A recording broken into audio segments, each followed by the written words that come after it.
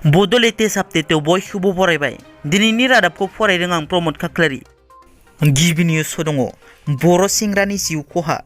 सिलाफोथार police थानानि सिङाव थानाय दिमौनि दिपा ननारि गामिनि गंसे गोरिब नखरनि सेंग्रा थामहिनबा रुंसारि तपन बसुमतारीनि फिसाज्ला रबिराम बसुमतारीया बिफा थैनायनि उनाव बिमाखौ सिबिनायजों लोगोसे फरायनायाव जोबोद आखा फाखा 10 थाखोआव फरायफुनाय बिनानावखौ गोजौ सोलोंथाइ होनो रोजा रोजा मिजिं लाना बेंगालराव थांदोंमोन। रबिराम बसुमतारीया थैनायनि सिगां बिमानिसिम जोबथाराव आयै आंहा नोंनिसिम जोबोद गोसो गोग्लैदों, बेनिखायनो आं बेंगालर एक्सप्रेसजों न'फारसे फैगासिनो दं होनना फन खालामहरदोंमोन। नाथाय शुक्रबार खालि फुङावनो रबिराम बसुमतारीया ट्रेननिफ्राय गोग्लैना थैनाय खौरांखौ न'सिम मोननाय लोगो लोगो नखरनि बिगोमाफोरा गोथै सहखौ कचबिहार बास स्टेशननिफ्राय समजिना लाना दिनै मोनाबिलिनि 6 रिंगायाव सेंग्रानि गोथै सहआ गावनि न'फारसे मोनफैगोन होनना मिथिनो मोननाय जादों। बर'नि सानै राजखान्थिगिरि एबा मोननै बेरेखा दोलोनि सानै दैदेनगिरिखौ गंसे जौस्राङावनो नुनो मोन्दों। दिनै चिरां जिल्लानि सिङाव थानाय रनिखाता खुंगा 75थि दुर्गा फुजा फालिथाय हाबाफारियाव गंसे जौस्राङावनो बिटिसिनि बारग' लेङाइ गाहाय खाम्फा बरगयारि आरो दानि बिटिसिनि हाग्रा बिफाननि मावफुं सोद्रोमा रनजित बसुमतारीखौ नुनो मोन्दों। जानो हागौ बे सानै बर'नि राजखान्थिगिरिखौ गंसे जौस्राङावनो नुनो मोननानै गोबां बर'फोरनि गोसोआव एसेबाबो रंजानाय मोन्दों। मानोना जों बर' रायजो राजाफोरा गासै बर' हारिखौ खौसे जाजानायखौ लुबैयो एबा हास्थायो। खोथायावनो दंखायो राजखान्थि मुलुगाव अरायथा गैया। माब्ला सोर 1 मिनिट 1 सेकेन्डआवनो दोलो सोलायो एबा सोरबा सोरखौबा सोंखारिनाय लोगो लोगोनो बाख्नायो बुंस'नो हाया।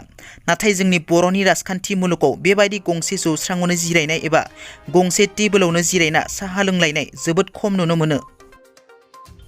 रन्जन दैमारिनि सायाव ससियेल मिडियायाव जानला मोनला सोंखारिनायनि सायाव बिटिआरनि गाहाय प्रमद बर'नि बिबुंथि। जों बयबो रन्जन दैमारि बिथाङा उदां अख्राङाव फैनायखौ हास्थायदों, नाथाय बिथाङा दिनै मोनसे परिबेकआव जेलाव थानो गोनां जाबाय आरो गोजौ बिजिरसालिनि जि राय बेखौ बयबो मानिनांगोन।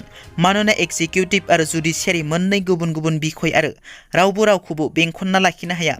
बेनिखायनो दिनै बेबायदि परिबेक जादों। गोजौ बिजिरसालिनि सायाव सुप्रिम कर्ट दं आरो जों बेनि सायाव एडभोकेट जेनेरेलजों सावरायलायदों आरो जोङो बे केसखौ सुप्रिम कर्टआव आरज गाबगोन आरो सुप्रिम कर्टआ निस्सय जोंनो मदद होगोन एबा सुप्रिम कर्टनिफ्राय मोजां फिथाइ मोनगोन होनना आसा खालामदों।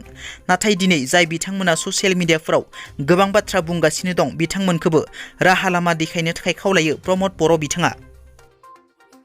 क्रिकेटार विराट कलिनि सासे गेदेर अनसायगिरिया विराट कलिखौ लोगो हमनानै सेलफि लानो थाखाय 23,400 रां खरसा खालामदों। बे लाइमोनखौ गुवाहाटी सान्तिपुरनि राहुल राय होनना मिथिनो मोननाय जादों।